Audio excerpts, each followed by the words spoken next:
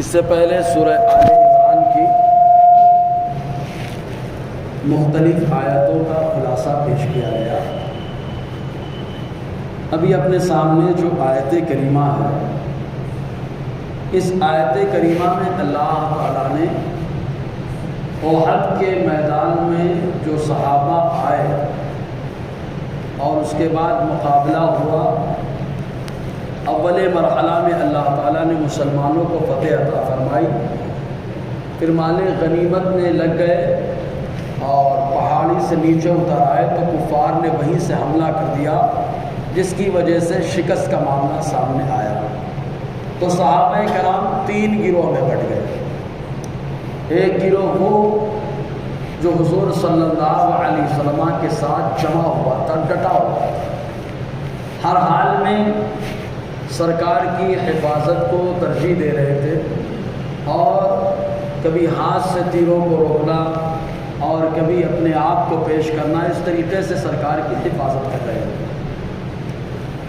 اور دوسرا وہ گروہ تھا جو زخموں سے چور تھا، بہت زیادہ زخم آئے تھے، چلنے پھرنے میں تکلیف، بات کرنے میں تکلیف، مقابلہ کرنے میں تکلیف ہو رہی ہے۔ اور ایک گروہ وہ تھا جن کے قدم اکھڑ گئے، یعنی وہ میدان احد میں جہاں پر تھے وہاں سے ہٹ گئے۔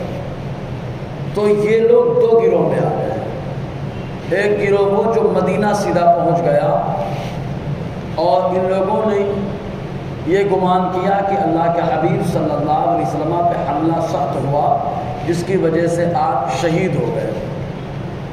اور ایک گروہ وہ تھا جن کے قدم تو اکھڑے، لیکن وہاں سے ہٹ کے پہاڑ کے پاس پہنچ گئے، سنبھل گئے، اور سنبھل کر پھر ڈٹ کر کے مقابلہ کرنا شروع کر دیا۔ تو اس طریقے سے صحابہ کرام کے 3 گروہ ہوئے، ایک وہ جو شروع سے جمے رہے، ایک وہ جو زخموں سے چور ہو گئے، اور دوسرے کو جن کے قدم اکھڑ گئے۔ جن کے قدم اکھڑے ان میں سے ایک وہ جو مدینہ پہنچ گئے، اور ایک وہ جو پہاڑ کے پاس گئے احد کے، اور پھر دوبارہ مقابلہ کرنے کے لیے تیار ہو گئے، جم گئے۔ تو جو صحابہ کرام مدینہ چلے گئے تھے، ان میں حضرت عثمان غنی ہیں، وہ بھی چلے گئے، تو ان کا بھی یہ گمان تھا کہ اللہ کے حبیب صلی اللہ علیہ وسلم کی شہادت کا معاملہ پیش آئے۔ پھر اس کے بعد جب معلوم ہوا تو بڑا افسوس ہوا۔ مارے افسوس کے جب واپس آئے تو اللہ تبارک و تعالیٰ نے فرمایا کہ جانا، یہ آنا، جانا جو ہوا یہ شیطان کی طرف سے ہوا، اور تم جان بوجھ کر کے نہیں گئے، اس لیے اللہ تعالیٰ نے تمہاری خطاؤں کو معاف فرما دیا۔ تو اللہ تعالیٰ نے صحابہ کرام کی خطا کو معاف فرما دیا، یعنی کہ قابل غور بات، وہیں پہ خطا، وہیں پہ معافی کا اعلان۔ یہ بھی اللہ تعالیٰ کا خاص کرم ہے کہ خطا ہو جائے، ہم توبہ کریں، ضروری نہیں کہ ہماری توبہ قبول ہو، ضروری نہیں کہ توبہ قبول ہو جائے، لیکن صحابہ نے توبہ بھی نہیں کی، خالی دل میں ندامت کی بات پیدا ہوئی، اللہ تعالیٰ نے معافی کا اعلان فرما دیا، اور ایسا اعلان کیا کہ قرآن نازل فرما دیا۔ قیامت تک جب تک قرآن رہے گا ان کی معافی کا اعلان ہوتا رہے گا۔ معلوم ہے گستاخ صحابہ قیامت تک پیدا ہوتے رہیں گے، تو قیامت تک قرآن صحابہ کی عظمت پر پہرا دیتا رہے گا۔ تو اسی تعلق سے اللہ تعالیٰ نے آیت کریمہ نازل فرمائی۔ اللہ تبارک و تعالیٰ ارشاد فرماتا ہے، ان الذین تولوا منکم یوم التقى الجمعان انما استزلهم الشیطان ببعض ما کسبوا ولقد عفا اللہ عنہم ان اللہ غفور حلیم۔ اللہ تعالیٰ فرماتا ہے بے شک وہ جو پھر گئے تم میں سے 2 گروہ کے ملاقات کے دن، یعنی احد میں 2 گروہوں کا سامنا ہوا، ایک طرف آقا کے صحابہ اور دوسری طرف کفار مشرکین، دونوں کی مٹ بھیڑ ہوئی، دونوں آمنے سامنے ہوئے، تو ان میں سے کچھ پیٹ پھیر کر کے چلے گئے، یعنی وہ صحابہ جن کے قدم اکھڑے اور کہاں چلے گئے، مدینے میں، یا وہ صحابہ جن کے قدم اکھڑے اور وہ پہاڑ کے پاس آئے اور پھر ڈٹ کر کے مقابلہ کرنے لگے۔ تو اللہ تعالیٰ فرماتا ہوا ایسا، لیکن یہ ان کی طرف سے نہیں تھا، انما استزلهم الشیطان، یہ لغزش، یہ پھسلن شیطان نے ان سے کروائی، شیطان کی طرف سے ہے۔ دیکھو شیطان ضروری نہیں ہے کہ شیطان آدمی کو اپنے کنٹرول میں لے لے اور اس کے بعد کچھ کروائے۔ کبھی کبھی ایسا ہوتا ہے کہ شیطان کی طرف سے گمان کچھ ہو جاتا ہے، کیونکہ بھولنا یہ سب شیطان کی طرف سے ہے۔ قرآن میں بھی آیا، حضرت موسیٰ علیہ السلام حضرت یوشع علیہ السلام دونوں ملاقات کے لیے چلے حضرت خضر سے۔ جب ملاقات کے لیے چلے تو اللہ تعالیٰ نے حکم دیا کہ جہاں پر مچھلی تمہاری سمندر میں جائے گی راستہ بناتے ہوئے وہیں پہ ملاقات ہوگی۔ حضرت موسیٰ علیہ السلام نے بڑیا شاندار مچھلی بھونی اور بھوننے کے بعد رکھ لیا اور اپنے خادم حضرت یوشع کو دے دیا اور کہا جب ضرورت پڑے تو پیش کرنا۔ آپ گئے ایک جگہ ٹھہرے پتھر پہ اور وہ مچھلی جو فرائی ہو چکی تھی، بھنی ہوئی تھی، وہ اچھل کر سمندر میں چلی گئی۔ فَاتَّخَذَ لَهُ سَبَبًا، راستہ بناتے ہوئے گئی، سمجھنا۔ اور مچھلیاں چلیں تو چلیں، پانی وہی رہتا ہے، راستہ نہیں بنتا۔ لیکن اللہ تعالیٰ نے جس مچھلی کو اپنے محبوب سے محبوب کی ملاقات کی نشانی بنا دیا، وہ مچھلی جا رہی ہے تو راستہ بناتے ہوئے جا رہی ہے۔ یہ اللہ تعالیٰ کی قدرت کاملہ۔ تو وہ پروردگار جو بھنی ہوئی مچھلی کو دوبارہ زندگی عطا فرما رہا ہے، خالی اس لیے تاکہ اللہ کے نیک بندے آپس میں ملاقات کر لیں، ہے نا۔ مچھلی چلی گئی، حضرت یوشع حضرت موسیٰ نے سامان اٹھایا، چل پڑے، تھکن خوب ہو گئی۔ جب زیادہ تھک گئے تو ایسی صورت میں حضرت موسیٰ نے کہا بہت تھکن محسوس ہو رہی ہے، لاؤ مچھلی لاؤ کھایا جائے۔ تو کہا لو مچھلی تو وہیں پہ چلی گئی تھے، وَمَا أَنسَانِهِ إِلَّا الشَّيْطَانُ، اور میں بھولا اپنی طرف سے نہیں تھا، یہ سب شیطان کی شرارت ہے، اس نے بھلوا دیا۔ سمجھ رہے کہ نہیں؟ تو شیطان کی شرارت۔ تو ویسے یہاں پہ شیطان کی شرارت۔ واپس آئے حضرت خضر سے ملاقات ہوئی، بہرحال پھر ملاقات کا ذکر سورہ 15ویں پارے کے آخر میں اور 16ویں پارے کے شروع میں ملاقات ہوئی۔ حضرت موسیٰ نے کہا ساتھ میں رہیں گے، کہا آپ نہیں رہ سکتے، صبر نہیں کر سکتے آپ، صبر نہیں کر سکتے آپ۔ اب کہ یہ اللہ تعالیٰ کی حکمت تھی بس خالی، ورنہ نبی سے بڑا صابر کون ہوتا ہے یار؟ نبی سے بڑا صابر کون؟ اس کے سامنے بچڑے کی پوجا ہو رہی ہے، اگر وہ چاہتے تو سب ختم ہو جاتے ہیں۔ فرعون خدائی کا دعویٰ کرا تھا، چاہتے سب ختم ہو جاتے، لیکن صبر کیا کیوں؟ معلوم ہے ابھی صبر کریں گے تو انہی میں سے اللہ تعالیٰ ایمان والوں کی جماعت پیدا فرمائے گا۔ نبی سے بڑا صابر کون ہو سکتا ہے؟ یہ تو اللہ تعالیٰ کی حکمت تھی، اس کی حکمت وہی جانے۔ بہرحال واپس آئے تو شیطان نے، تو اللہ تعالیٰ فرماتا ہے یہ شیطان نے پھسلا دیا انہیں بِبَعْضِ مَا كَسَبُوا، ان کے کچھ کام کی وجہ سے۔ کام کیا ہوا تھا؟ پہاڑ پہ تیر اندازوں کے ساتھ 50 لوگوں کا انتخاب، 40 نیچے اتر آئے، مال غنیمت کی وجہ سے شیطان کو موقع مل گیا، اس لیے اس نے پھسلا دیا، پہلا دیا۔ رب فرماتا ہے وَلَقَدْ عَفَا اللَّهُ عَنْهُمْ، ان لوگوں کو اللہ تعالیٰ نے معاف فرما دیا۔ یہ دیکھو معافی کے لیے کئی لفظ استعمال ہوتے ہیں، ابھی کئی نکتے دیتا ہوں یہاں پہ۔ معافی کے لیے کئی لفظ استعمال ہوتے ہیں، ایک یہ کہ اللہ نے مغفرت فرما دی، ہے نا۔ ایک یہ کہ اللہ تعالیٰ نے عفو فرما دیا، عفو عین فا واو عفو، عفو درگزر بولتے ہیں نا، عفو درگزر، تو یہ اللہ نے فرمایا عفو فرمایا۔ دیکھو دونوں میں فرق ہے۔ مغفرت میں کیا ہوتا ہے؟ مٹانا، بلیک بورڈ میں لکھا ہے اس کو مٹا دیا، کرامن کاتبین نے لکھ لیا رجسٹر میں، اس کو مٹا دیا، اس کو کہا جاتا ہے مغفرت، اس کو مغفرت کہا جاتا ہے۔ اللہ غفار ہے، مٹا دیتا ہے، سمجھ رہے ہیں۔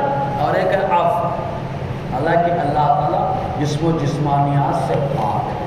کبھی کبھی کیا ہوتا ہے بچہ پڑھنے میں بہت تیز ہے، اسکول میں کلاس میں ایک چھوٹی موٹی غلطی ہو جاتی ہے تو استاذ کیا کرتا ہے؟ عفو کرتا ہے، نظر تو سمجھے آپ، درگزر کر دیتا ہے۔ کیوں؟ کہاں سب بڑے بڑے اچھے اچھے ہیں، یہ چھوٹا چھوٹا موٹا ہے شام. تو دیکھو یہاں پہ لفظ عفو آیا, درگزر آیا, مطلب یہ اعمال نامے میں نہیں لکھایا گیا کہ ان سے خطا ہو گئی. اگر لکھوا کر کے مٹایا جاتا تو مغفرت کا لفظ آتا, لکھ کے مٹایا جائے تو اس کے لیے مغفرت. اور لفظ عفو اس وقت آتا ہے کہ جب مان لیجیے شاگرد نے خوب اچھے کام کیے, ایک چھوٹی سی چوک ہو گئی, ہم نے نظر انداز کر کے معاف کر دیا, اس کو عفو کہا جاتا ہے. تو بلا تشبیہ صحابہ نے بڑے بڑے کارنامے انجام دیے ہیں, بڑے بڑے کارنامے. تو اللہ تبارک و تعالیٰ کی بارگاہ میں یہ قدم کا اکھاڑنا, یہ مدینہ جانا, یہ پہاڑ کے پاس جانا ایک دم معمولی سا معاملہ ہوا. اس لیے اللہ تعالیٰ نے عفو فرما دیا ہے, درگزر فرما دیا ہے. کیا فرما دیا ہے؟ درگزر فرما دیا. اچھا ایک چیز اور, لفظ عفو نے بہت کچھ بتا دیا. لفظ عفو نے بہت کچھ بتا دیا. کیا بتا دیا؟ صحابہ معمولی نہیں, اللہ کی بارگاہ میں بڑے مقبول ہیں. جو مقبول ہوتا ہے اسی کے لیے عفو کا معاملہ آتا ہے, سمجھ رہے نا, اس کے لیے عفو کا معاملہ آتا ہے. تو اللہ تعالیٰ نے عفو فرما دیا. جی اچھا ایک چیز اور, قیامت تک گستاخ صحابہ پیدا ہونے والے تھے, اس لیے اللہ نے تاکید کے لیے 3 لفظ استعمال کیے, زور پیدا کیا. نکاح میں 3 بار قبول کراتے نا, ایک بار میں تو نکاح ہو گیا, 2 بار کیوں کہا؟ تاکید کے لیے, زور پیدا کرنے کے لیے. تو اللہ تعالیٰ نے زور پیدا کرنے کے لیے 3 لفظ استعمال کیے, ایک انا, ایک انما, ایک بلاغت. انا بے شک, انما یقیناً, بلاغت فائنل یقیناً. 3 بار تاکید کے ساتھ اللہ نے فرمایا. اور جب 3 تاکید کے ساتھ اللہ نے فرمایا تو سوچے اللہ تعالیٰ نے کیسا عفو فرمایا ہوگا. سوچے کتنا زبردست عفو فرمایا. سمجھ رہے ہیں؟ جی ایک چیز اور, یہیں سے ایک بات اور معلوم ہوئی کہ صحابہ کی شان تو اللہ کی بارگاہ میں بلند ہے ہی, بلند ہے ہی ہے. اس کے علاوہ جب اللہ تعالیٰ نے عفو فرما دیا, اب اگر اس خطا, اس معاملے کی وجہ سے کوئی صحابہ پہ انگشت نمائی کرے تو رب کو یہ پسند نہیں ہے, کیونکہ اللہ تعالیٰ نظر انداز فرما رہا. جب اللہ تبارک و تعالیٰ عفو فرما رہا ہے تو بندہ کیسے گرفت کر سکتا ہے؟ سمجھ میں آیا؟ جی مزید یہ کہ 2 لوگوں سے مقابلہ ہوا. اچھا ایک بات بتائیے, دونوں گروہ مسلمان ہیں, دونوں گروہ انسانوں کے ہیں نا, دونوں گروہ انسانوں کے ہیں نا, تو پھر یہ خون خرابہ کیوں, مقابلہ کیوں؟ کچھ لوگ ہوتے ہیں نا, ہم بڑے امن والے ہیں, ہم بڑے امن والے ہیں, ہم کہتے ہیں ہم سے بڑا امن والا کوئی نہیں. جو حد سے بڑھتا ہے وہ کٹتا ہے. ناخن حد سے بڑا کٹ گیا, مونچھیں حد سے بڑی کٹ گئی, بغل کے بال حد سے بڑے کٹ گئے, اور جو بھی زرناب بال حد سے بڑے کٹ گئے. معلوم یہ ہوا جو حد میں رہتا ہے وہ محفوظ رہتا ہے, جو حد سے بڑھتا ہے وہ کٹتا ہے. تو مدینے سے صحابہ آئے, حد میں رہ کر کے آئے, اور جو کفار آئے مکہ سے وہ حد سے بڑھ کر کے آئے. اس لیے اللہ تعالیٰ نے ان کو ٹھکانے لگانے کے لیے صحابہ کا انتخاب فرما لیا. سمجھا؟ تو جو حد کے باہر جاتا ہے وہ کٹتا ہے. سمجھ میں آیا نا, وہ کٹتا ہے.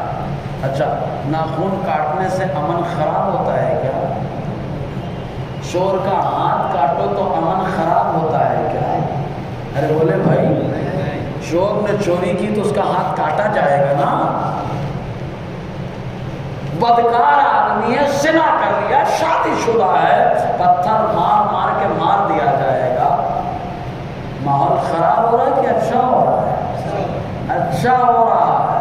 ایسے ہی کمارا ہے, کر لیا, کوڑے لگ رہے ہیں اس کو, تو ماحول خراب ہو رہا ہے کہ اچھا ہو رہا ہے؟ تو کہا جو حد سے بڑھا, چاہے وہ زنا کا معاملہ ہو, چاہے وہ اور معاملات ہو, اس کو سزا دینا ماحول خراب کرنا نہیں, اچھا کرنا ہے. تو ویسے ہی جو ایمان کے معاملے میں حد سے بڑھ کر کفر میں گیا, اس کو سزا دینا یہ بھی ماحول بنانا ہوتا ہے. سمجھ رہے آپ؟ جی تو اللہ تعالیٰ فرماتا ہے وَلَقَدْ عَفَا اللَّهُ عَنْهُمْ, یقیناً اللہ تعالیٰ نے ان کو اچھا عفو کر دیا. ایک چیز اور, اللہ تعالیٰ نے عفو سے عفو فرما دیا, درگزر فرما دیا. درگزر جب ہوتا ہے تو نیکیاں برباد کی جاتی ہیں کیا؟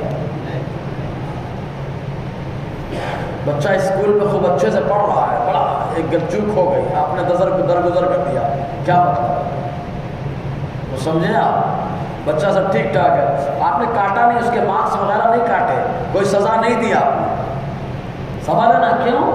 درگزر کیا ہے نا آپ نے، تو درگزر میں نیکیاں بچی رہتی ہیں، نیکیاں ضائع نہیں ہوتی ہیں۔ تو اللہ تعالیٰ نے بتا دیا اس سے پہلے صحابہ نے جو نیکیاں کی ہیں وہ ضائع نہیں ہوئی ہیں، اللہ نے درگزر فرمایا، ان کی نیکیوں کو ثابت فرما دیا، ضائع نہیں کیا اللہ۔ کیوں؟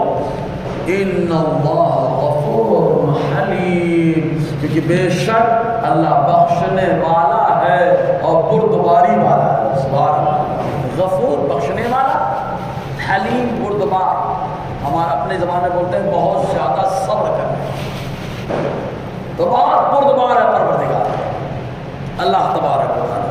تو صحابہ کرام کی یہ شان کہ اللہ تعالیٰ نے خود بتا دی، ان کو عفو فرما دیا ہے۔ اب اگر غزوہ احد کی وجہ سے کچھ لوگوں نے حضرت عثمان غنی کو ٹارگٹ کیا، شاید اس سے پہلے ایک روایت بتائی میں نے، ترمذی شریف کی روایت ہے، خارجیوں کو حضور کے داماد پسند نہیں آئے، بولے معاذ اللہ، اور شیخین رافضیوں کو پسند نہیں آئے، ابو بکر و عمر نہیں پسند آئے۔ سمجھ نا، یہ تو اپنے اپنے ذوق کی بات ہے، سمجھ رہے نا، جیسا آدمی ویسا کھانا، شرابی شراب کو پسند کرتا ہے، نمازی شربت کو پسند کرتا ہے، صحیح ہے کہ نہیں؟ انسان حلال کو پسند کرتا ہے، گڑبڑ شڑبڑ حرام کو پسند کرتا ہے، سمجھ رہے تھے، اپنے چوائس کی بات ہے۔ تو جو دیوانے ہیں وہ ابو بکر و عمر کو بھی پسند کرتے ہیں، عثمان و علی کو بھی پسند کرتے ہیں، ہے نا؟ تو حضرت عثمان غنی کو خارجیوں نے ٹارگٹ کیا جو بلوائی تھے، کیونکہ انہوں نے شہید کیا ان نالائقوں، تب ان کو تو مدعا ملنا چاہیے نا حضرت عثمان غنی کو غلط ٹھہرانے کا، معاذ اللہ۔ تو حضرت عبداللہ ابن عمر رضی اللہ تعالیٰ عنہما سے روایت ہے، ترمذی شریف کی حدیث سے بات، ایک رافضی نے کہا، ایک خارجی نے، بلوائی نے حضرت عمر سے، عبداللہ ابن عمر سے کہا، عبداللہ ابن عمر یہ بتاؤ عثمان غنی بدر میں تھے؟ کہا نہیں۔ کہا یہ بتاؤ احد میں بھاگ کے مدینہ چلے گئے تھے کہ نہیں؟ کہا ہاں۔ کہا یہ بتاؤ جب حضور مکہ پہنچے تھے عمرہ کرنے کے لیے تو کفار نے روک دیا، ایک صلح ہوئی، صلح حدیبیہ، تو وہاں آقا علیہ السلام نے ہاتھ پر ہاتھ لے کر کے بیعت کی، جن لوگوں نے حضور کے ہاتھ پر بیعت کی اللہ سب سے راضی ہو چکا ہے، تو کیا عثمان غنی اس میں تھے؟ کہا نہیں۔ کہا بس ہماری بات تو کلیئر ہو گئی۔ کہا تو نے جتنا سوال کیا جواب ملا، لیکن اور بھی تو سنتا جا۔ عبداللہ ابن عمر نے فرمایا تو نے کہا بدر میں وہ عثمان غنی نہیں تھے، تو سن نہیں تھے، لیکن وہ مدینے میں رہ کر بھی بدری صحابہ میں شامل ہو رہے ہیں۔ ہاں کیسے؟ کہا حضور نے بدری صحابہ کے مال غنیمت میں ان کو بھی حصہ دیا ہے، اور حضور نے فرمایا تھا اے عثمان میری بیٹی بیمار ہے تو ان کی تیمارداری کرو۔ سبحان اللہ۔ یہی وجہ ہے کہ بیمار کی کوئی تیمارداری کرتا ہے، جماعت اگر چھوٹ جائے، اکیلے بھی نماز پڑھ لے تو اللہ تعالیٰ جماعت کا ثواب عطا کرتا ہے، سمجھا؟ تو نے یہ کہا کہ عثمان غنی احد میں چلے آئے مدینہ، تو سن جتنے لوگ مدینہ آئے اللہ تعالیٰ نے سب کی معافی کا اعلان فرما دیا ہے۔ جب رب نے معاف کر دیا تو کون ہوتا ہے؟ اور سن تو نے یہ کہا کہ بیت رضوان میں نہیں رہے، بیت شجرہ میں نہیں رہے، جس میں بیعت سرکار نے لی صلح حدیبیہ کے دور میں۔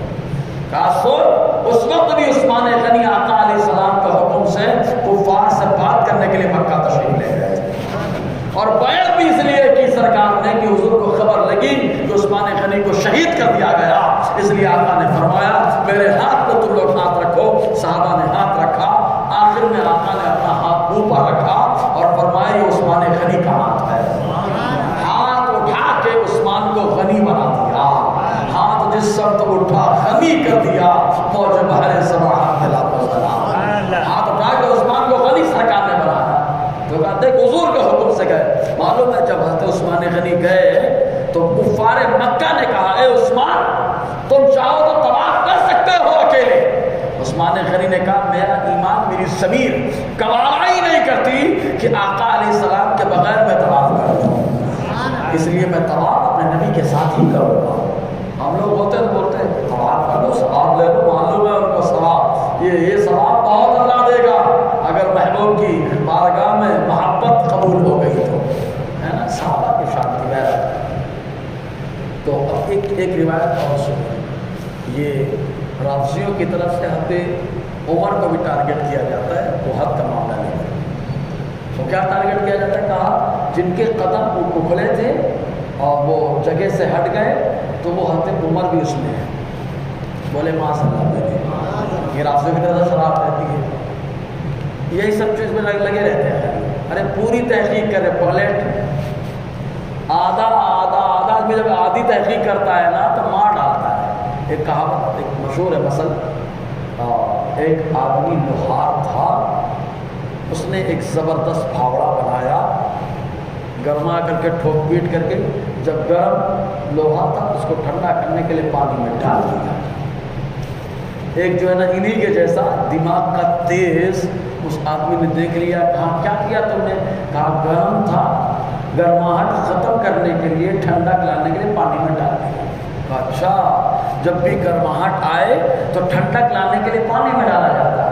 گئے گھر تو جناب والدہ محترمہ بخار میں تپ رہی تھی. جناب صاحب کو معلوم ہوا، نئی تحقیق کر کے آئے، بولے گرماہٹ ختم کرنے کے لیے پانی میں ڈالو تو ٹھنڈک آ جاتی ہے. اماں کو اٹھا کے کنویں میں ڈال دیا. سمجھا نا، یہ ایسے پاگل لوگ ایسے ہی ہوتے ہیں، آدھی ادھوری تحقیق نقصان ہو جاتی ہے. تو ان لوگوں نے کہا تو عمر بھی تو قدم اکھڑ گئے. میں بولتا ہوں پوری تاریخ کا مطالعہ کرو. حضرت عمر کے قدم نہیں اکھڑے تھے. شیر 2 قدم پیچھے لیتا ہے تو یہ مطلب نہیں کہ شیر ہار گیا، اس کا مطلب یہ کہ شیر کا حملہ بڑا مضبوط ہونے والا ہے. حضرت عمر فاروق رضی اللہ تعالیٰ حضور نے جہاں پہ ان کو کھڑا کیا تھا وہاں سے ہٹ کر دوسری طرف آئے اور پھر اس کے بعد سرکار کی بارگاہ میں آ کر حضور کی حفاظت کرنے لگے. یہی وجہ ہے کہ جب ابو سفیان جانے لگے تو کہا کیا حضور کا نام لیا، کیا وہ زندہ ہے؟ بخاری کی حدیث، کیا وہ زندہ ہے؟ کیا ابو بکر زندہ ہے؟ کیا عمر زندہ ہے؟ تینوں مرتبہ نام لیا. سرکار نے کہا خاموش رہو، لیکن حضرت عمر کہتے ہیں ہاں الحمدللہ تینوں زندہ ہیں اور تیری زندگی تیرے اوپر تنگ کرتے رہے. قدم اکھڑ گئے تو اتنی ڈیری سرکار کے ساتھ موجود ہے. اس کا مطلب یہ ہے کہ 2 قدم پیچھے لے کر کے حملہ مضبوط کیا تھا. بس پہلا رافضیوں کی شرارت ان کی اپنی طرف سے اللہ تبارک و تعالیٰ فرماتا ہے. تو حضرت عمر رضی اللہ تعالیٰ، حضرت ابو بکر کھڑے رہے حضور کے ساتھ، حضرت عمر، حضرت عثمان غنی گئے، اللہ نے معافی کا اعلان فرما دیا، حضرت علی کھڑے رہے اور بہت سارے صحابہ حضور کی ساتھ حصار بنا کر کے کھڑے ہوئے. معلوم اس وقت سرکار کا ایک زبردست معجزہ، آقا علیہ السلام ایک گڑھے میں اتر گئے. ایک گڑھے میں اترے. پتھیرا علاقہ ہے، جو احد گئے ہوں گے ان کو معلوم ہوگا، اور نہیں گئے ہوں گے تو اللہ ہم سب کو احد کی زیارت عطا فرمائے. احد اور تمام مقامات متبرکہ کی زیارت کے ساتھ حج اور اپنے محبوب کے در دولت کی زیارت عطا فرمائے. ورنہ یہ وہی احد ہے. آقا علیہ السلام کے ایک صحابی نے کہا مجھے احد پہاڑی سے جنت کی خوشبو آتی ہے. بخاری شریف کی حدیث ہے. حضرت انس بن مالک رضی اللہ تعالیٰ بیان فرماتے ان کے چچا جن کا نام انس بن نضر ہے، انس بن نضر ہے، انہی کے نام پر انس بن مالک کا نام رکھا ہے. یہ فرماتے ہیں کہ احد بدر کے میدان میں میرے چچا نہیں گئے تھے، تو انہوں نے کہا تھا اب اگر جب بھی موقع ملے گا جنگ کا تو میں مثالی جنگ کروں گا، مثالی جنگ کروں گا. احد کے میدان میں آ گئے، تلوار کھینچ کے جا رہے تھے. تو حضرت سعد ابن معاذ، یہ سعد ابن معاذ وہ صحابی ہیں کہ جب ان کا وصال ہوا تو عرش الہی ہل گیا تھا. تو سعد ابن معاذ کی ملاقات ہوئی. کہا کہاں جا رہے ہیں وہ؟ کہاں کا ارادہ ہے؟ انس بن نضر، اے ابو عمر، کنیت ابو عمر ہے، کہاں جا رہے ہو؟ کہتے ہیں واہ لریح الجنہ اجدھا دون احد. فرماتے واہ کیا شاندار جنت کی خوشبو ہے، اس کو میں احد کی پہاڑی میں پا رہا ہوں، اس خوشبو کے لیے جا رہا ہوں، گئے مقابلہ کے شہید ہو گئے تو احد کی پہاڑی سے جنت کی خوشبو آ رہی ہے نا، جنت کی خوشبو۔ تو جس مقام پر آقا علیہ السلام نیچے اترے، پتھریلا علاقہ پتھر کا، اور حضور نے فرمایا یہ احد ہے جو مجھ سے محبت کرتا ہے، میں اس سے محبت کرتا ہوں، ہے نا۔ اتر گئے، ایک پتھر پہ سرکار کا خالی سر اقدس لگ گیا، وہ بھی امامہ شریف اوپر لگا ہوا ہے، گرسل لگا، تو جو پتھر تھا وہ ایک دم نرم ہو کر کے اندر چپک گیا تھا۔ یہ آقا علیہ السلام کا معجزہ ہے۔ انشاءاللہ اور آگے گفتگو رہے گی۔ اللہ تعالیٰ ہم سب کو فیضان قرآن، برکات قرآن سے مالا مال فرمائے۔ اس سے پہلے